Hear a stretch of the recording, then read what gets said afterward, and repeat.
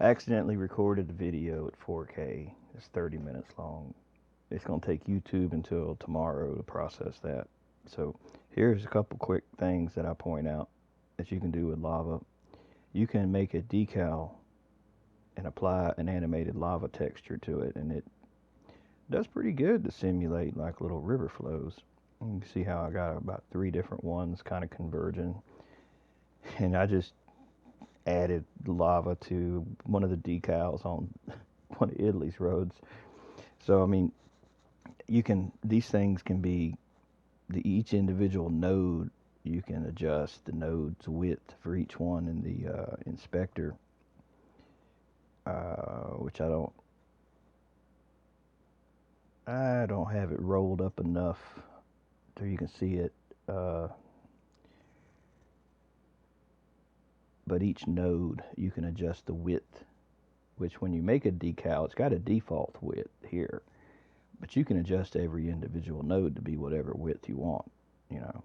But that actually looked pretty convincing.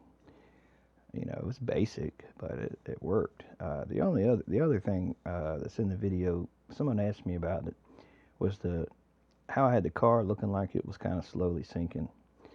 Well, here you can see there's a river, which I made the width of the river like 200 wide, and it's just basically the density in the inspector between 10,000 and 13,000 is about perfect for that truck, for the tires to sit on the water, but sink enough that it looks like it's sinking into the object below.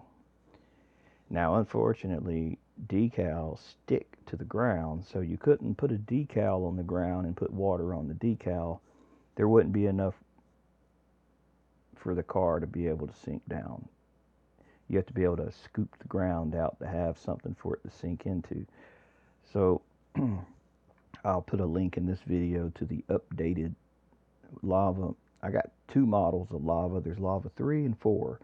3 is the one that you can't change the animation of the texture. 4 is the one that you can change the animation. It's just because one is a real animated object and you can't have an animated texture on an animated object. That's why it'll just show you like one color that don't look right if you try to mess with it. The other one is just a plane. It's just a square plane that I stuck the texture on. I made a second texture that you can adjust. When you have that lava 4 and you pick it and go in the material editor, you'll see it's got its own settings that you can adjust the animation speed and whatnot for it. And you can create multiple lava textures and just name them whatever, and you can have all of them different speeds. So if you did want to put many on different decals, you could at different speeds. But I go over all that in that video. It's just unfortunately going to be tomorrow before it's ready. So I did also include the smoke that is from another the other video of the, you can see the red smoke. So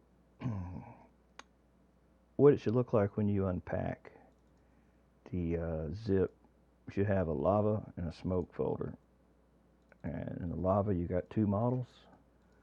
The lava 4 is the one I'm talking about. You can change the texture. And then you got the smoke, which you shouldn't have to do anything but just import it in off the asset browser. Because this is what these files here are supposed to do, is make the texture, so you don't have to fool with any of that stuff. But yeah, them videos will be tomorrow, unfortunately. I had to make sure, I had to change my setting, man. I had the video at 4K. That's why it's going to take forever. I'm making sure all these now are at 1080p. YouTube is slow, man. It's slow. Real slow at processing that stuff.